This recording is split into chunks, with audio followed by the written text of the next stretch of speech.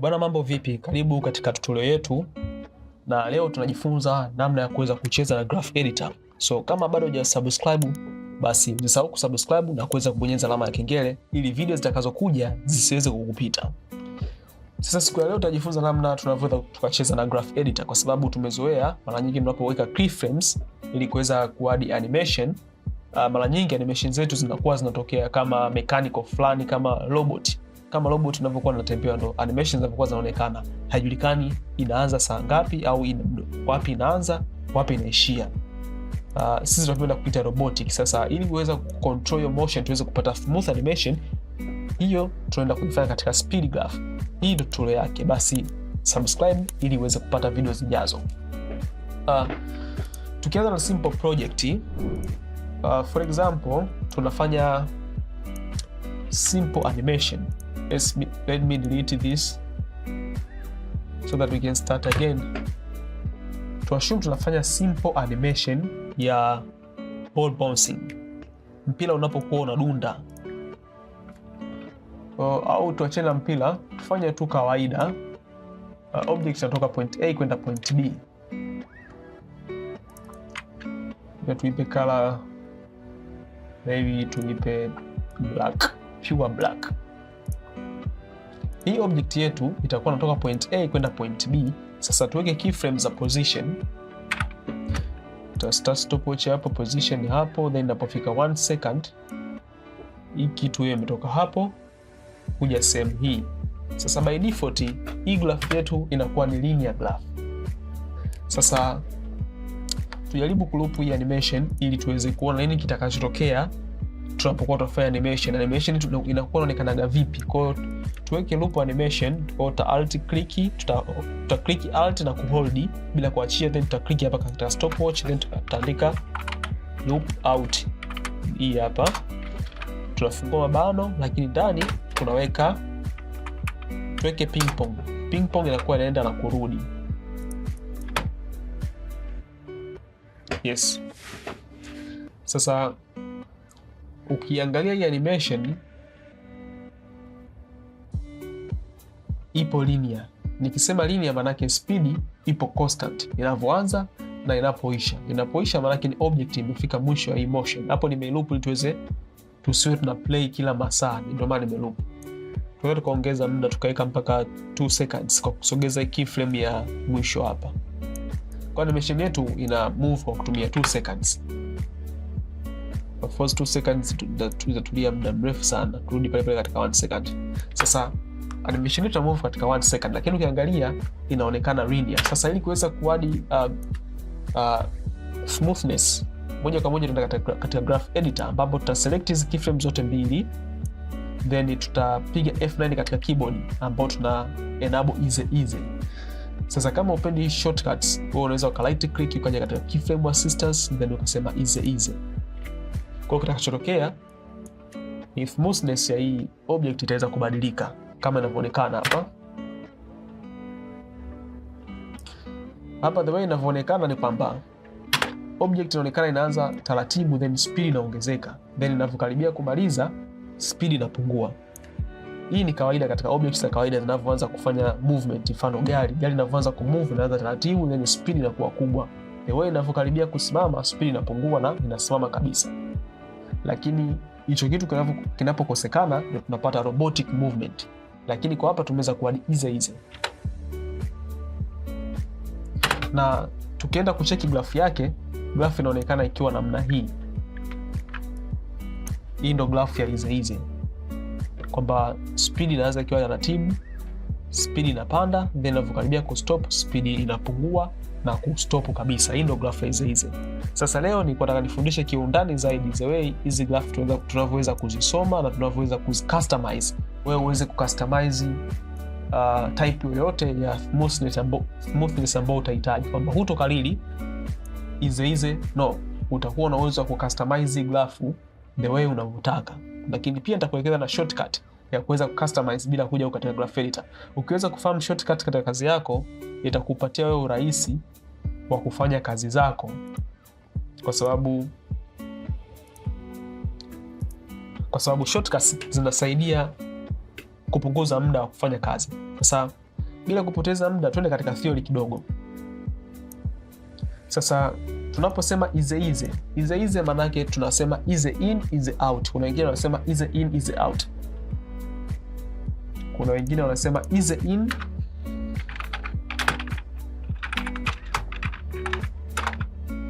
is out. So easy in hii maana yake ni kwamba tunapata kitu kinaitwa acceleration. Sitaki kuongelea masuala ya physics sana, lakini easy in maana yake tunaongelea speed kuongezeka, kwa kwamba kitu kinaanza taratibu then speed inakuwa inaongezeka kadri muda unavyozidi kwenda, ndio maana easy in. Mara nyingi inatokea kitu kinapoanza movement, lakini pia easy out maana yake ni kitu kinapokaribia kustop au kusimama, speed inapungua. Hiyo ndio maana easy out kwa haraka. So mtu anaposema easy au easy in easy out, maana inaunganisha tu maneno kwamba tunaanza taratibu, speed inaongezeka then speed inapungua. Hiyo ndio maana easy. Sasa kikawaida tuje katika object yetu, katika kawaida tunapokuwa kawaida, hizi keyframes zinakuwa na alama ya dungurushi. Kikawaida hizi frames zinakuwa control Z. Kikawaida hizi frames zinakuwa dungurushi. Zinapokuwa dungurushi maana yake graph yake ipo katika linear graph. Linear maana yake ni mstari mnyoofu, kwamba speed haibadiliki, inakuwa ni constant muda wote.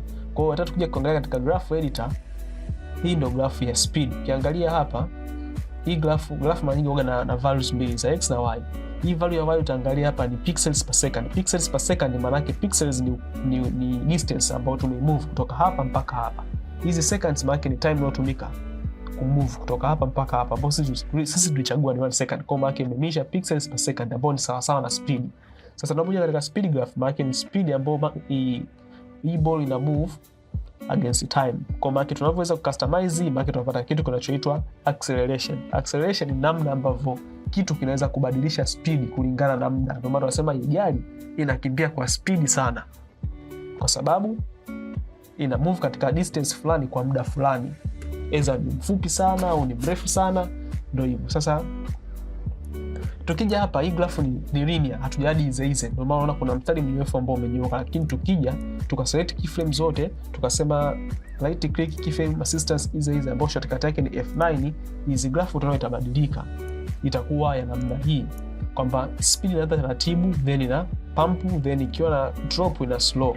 Kwa hiyo tukisema tu trigger hii kitu, maana tukisema wakati inaanza tuifanye iendelee kutembea kwa slowest speed, kwamba itaanza taratibu sana then baadaye speed ita pump then ita slow taratibu. Kwa hiyo itaonekana namna hii,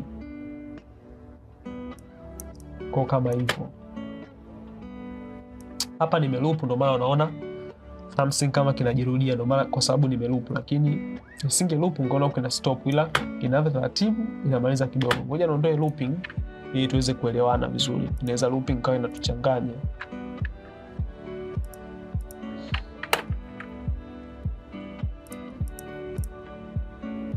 Expression amna loop, unaona. Okay, hapo tumeshaondoa loop. Sasa ukiangalia hii graph,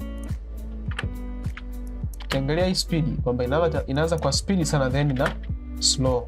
Sasa ndio hicho ambacho tumekifanya hapa, kwamba tukiselect hizi graph, tukiset hizi keyframes then tukija huku tukaselect hii frame ya hii point ya kwanza then labda tukairudisha huku hapa mwanzo, maana itaanza kwa speed kubwa sana then itakuwa na drop namna hiyo.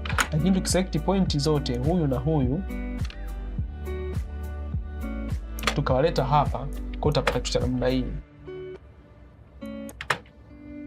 Speed inaongezeka then baadaye ikiwa na stop speed inapungua kwa haraka. Ngoja nionyeshe ili tuweze kuona tofauti. Ngoja tuadi objects 2 au 3 hapa.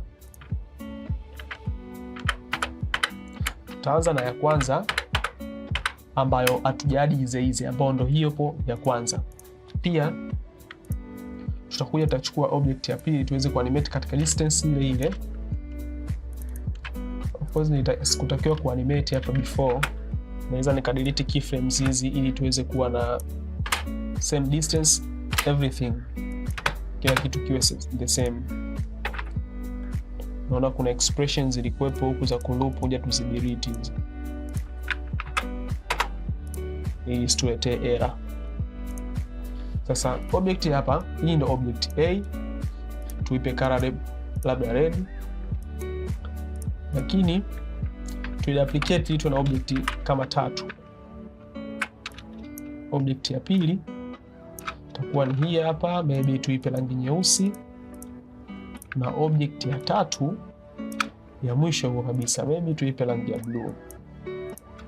Sasa hizo object 3 zote zita move katika distance moja, lakini katika same katika different style, kwamba moja ita move ikiwa na ize, moja ita move ikiwa haina ize, lakini moja ita customize ile graph ya ize au ile graph editor au speed graph. Sasa tutaanza na ya kwanza, tutaselect zote ili zote ziwe na same distance. Kwa zote zitaanzia 0, then inapofika 1 seconds itafika mpaka hapa.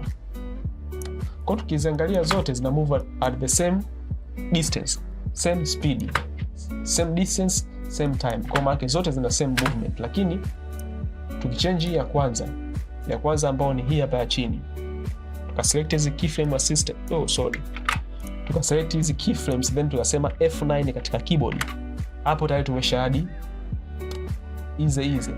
Kwa hiyo utaona utofauti. Kuja tu play, ngoja ni loop nikatie hapa niliwe na loop hapo. Ukiangalia hizi mbili za chini zina move kama robot, speed ni the same inavyoanza na inavyomaliza, lakini ya juu inaanza taratibu, speed inapanda, and then inavyokaribia kumaliza speed inapungua. Huo ndio tofauti wa ize na kawaida. Ambapo hata tukija katika speed graph tunaona kabisa graph imechange, imekuwa ni ya ease in ease out. Lakini hizi nyingine ukija kucheck graph ni linear. Sasa tuendetu ya pili pia tu add hiyo kitu ease, lakini tu customize. Sasa hivi hatuna haja ya kuja huko kwamba right click keyframe systems ease ni kupoteza muda. Kwa uta select keyframes zote mbili, then nitapiga F9 katika keyboard. Kwa tutakuwa tumechange hiyo movement style. Kwa zote hizo mbili za juu zitakuwa zina move under the same speed, same distance, same style, lakini ya chini ina move kama robot. Ya chini tuibadilisha ili tuweze kupata difference. Sasa hii ya pili mimi nataka ni customize.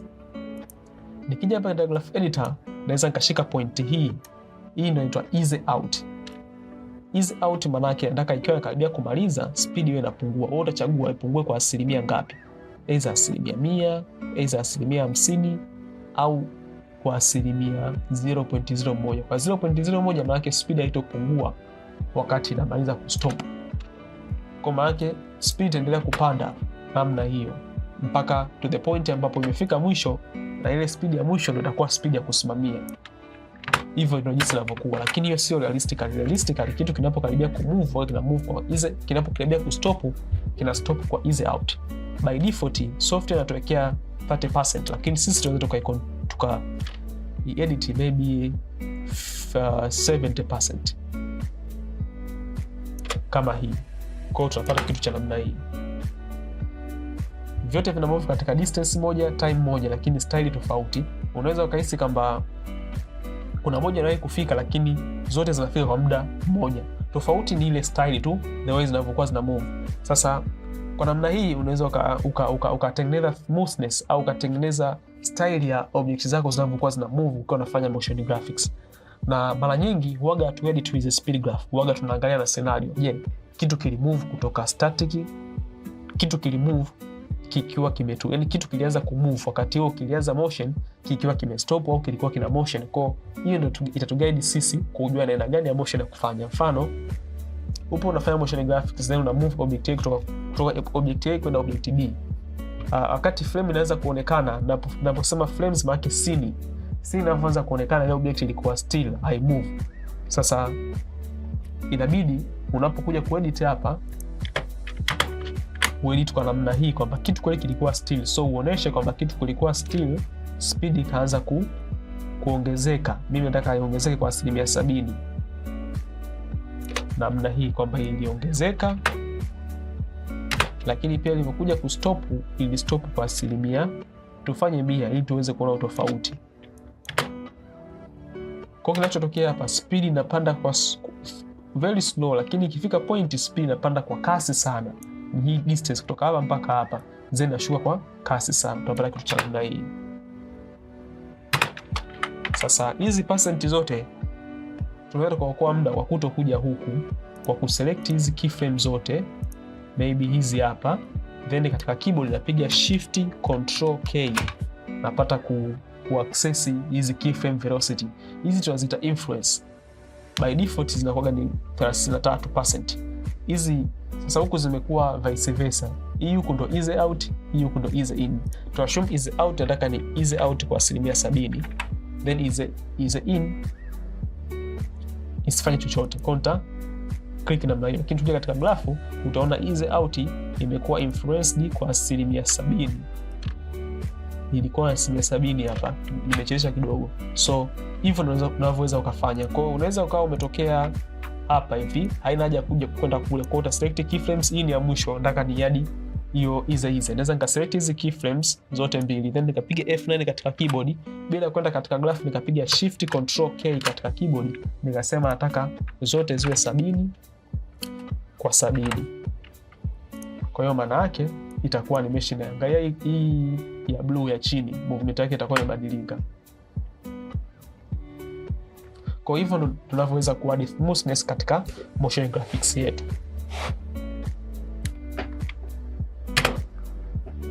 Sasa tuanze tukaangalie real life example. Real life example labda ni bouncing of the ball. Tujaribu ku apply kitu katika real life, mpira unavyokuwa unadunda, scenario yake jinsi unavyodunda kwa namna gani, ili tuweze kucustomize hizi graph kuweza kupata ile feel ya mpira unavyokuwa unadunda reality. Sasa jani delete hizi keyframe zote, zote tatu. Ningekuwa na PNG ya mpira hapa ingekuwa bomba zaidi, lakini tusipoteze muda. Tutachukua hii shape, nitachora hapa, nitafanya kama huu ndo mpira,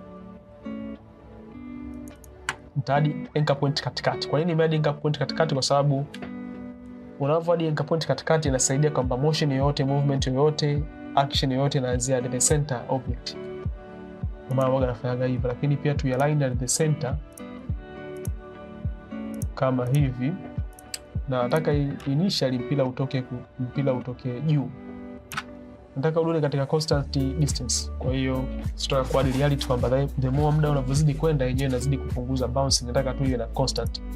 Kwa maana nita play position hapo, nita start stopwatch ikiwa katika 0, then tutakapofika hapa nataka ufike hapo ndani ya 2 seconds, no 1 second, then fanya kitu cha namna hii.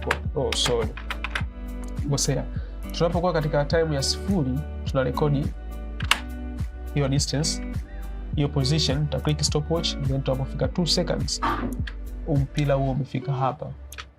Kwa utapata kitu cha namna hii. Lakini kikawaida mpira umeanza kuonekana ukiwa juu, kwa maana yake upo tayari katika motion, hauwezi ukawa unaelea angani. Kwa hiyo utakuwa unadondoka. Kwa hiyo unapokuwa unadondoka, maana yake kadri mpira unavyozidi kudondoka, speed mara nyingi waga inaongezeka kwa sababu ya gravity.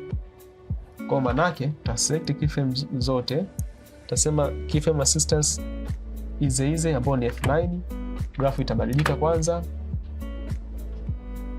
lakini tu animate mpira ukiwa unarudi juu ili tuweze ku experience. Kwa maana yake ikifika 1 hapa, mara nyingi mpira unarudi juu unarudi kwa nguvu ambayo ni ya tofauti. Kwa maana yake itarudi juu kwa sekunde nusu. Baki mara kwanza ilikuwa ni sekunde 1.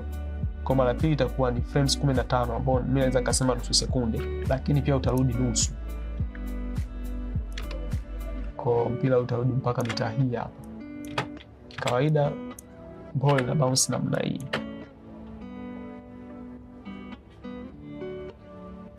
Au tufanye hivi, tu select keyframe, control C control V, nataka tu experience kitu fulani hivi. Kwa hapo baada ya kuadi hizi mpira utaonekana unadunda namna hii, ambapo kikawaida mpira hauwezi kurudi hivi. Kwa maana lazima tuende tukaedit hizi graph. Kwa uta select keyframe zote, utakuja hapa tutakuja katika frame ya kwanza, nita select hizi zote mbili kwa sababu hizi zote ni za kwanza. Maana hapa nita trigger huyu na trigger na huyu. Kifanya hivyo maana nataka mpira ukiwa unaanza ku move, maybe una move kwa 70%. Unashuka kwa influence ya 70 kwamba speed inakuwa inaongezeka kwa 70%. Lakini unavyokuwa unarudi juu, nimeselect hizi mbili lakini nashika hizi line za mwisho niweze kucontrol na hii hapa. Unavyokuwa inarudi, nirudi kwa 30%. Kwa unapata kitu cha namna hii.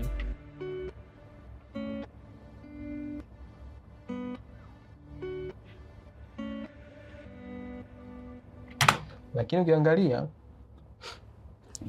huu mpira ni kama ukifika hapa kama una seize fulani, kama una take time kurudi juu, ambapo kikawaida haipo hivyo. Kwa maana yake ni kwamba hii point ya hapa tunaweza tukaiselect tukaipandisha juu kidogo, maybe mita hii, kwa utapata kitu namna hii.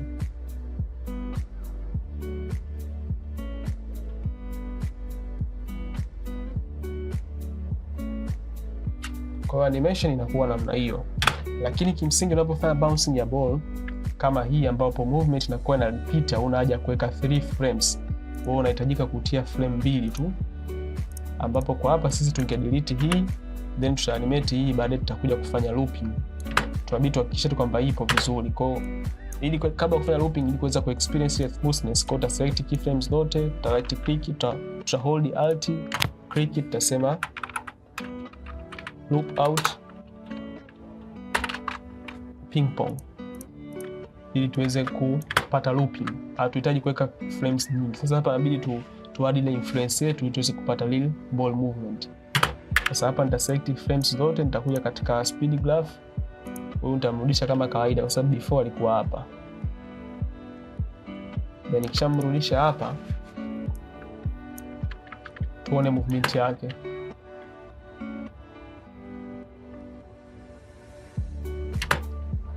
Hii kitu tunaona kama ina loop inajiplay kwa sababu ilikuwa inaisha katikati, ile ni ipeleke hadi mwisho huko.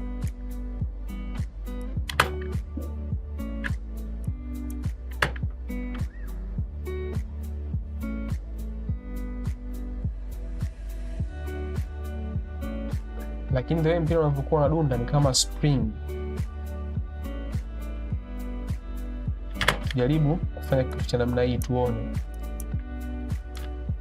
Tupunguze hii influence, inawezekana influence ikawa ni sababu.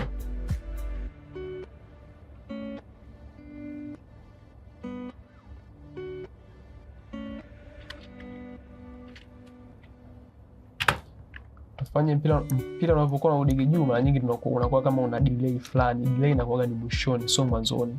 Kwa hiyo tuweke 70 huko mwisho.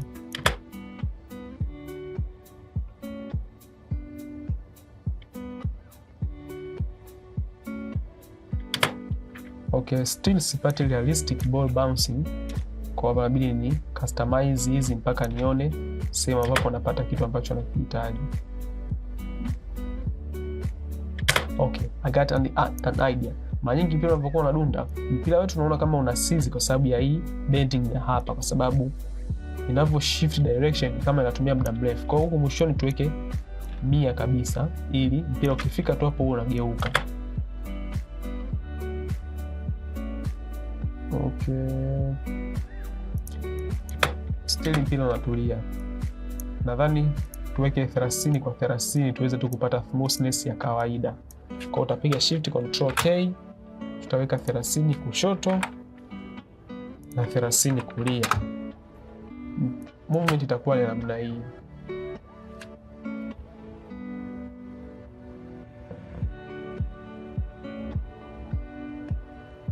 We can say this is the bouncing of the ball. Japokuwa still naona kama hakuna realistic fulani, kwa sababu mpira unapokuwa unadunda somehow kuna feeling fulani unakuwa unaipata, lakini naona it's okay kwa ajili ya kuren, lakini sio realistic.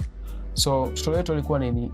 Tutorial leo ilikuwa ni namna ya kujifunza kucheza na speed graph graph editor pamoja na keyframes. So kama utakuwa na swali acha katika comment. Usisahau kusubscribe na kubonyeza alama ya kengele video zijazo zisiweze kujipita. Usisahau kusubscribe na kubonyeza alama ya kengele ili video zijazo zisiweze kukupita.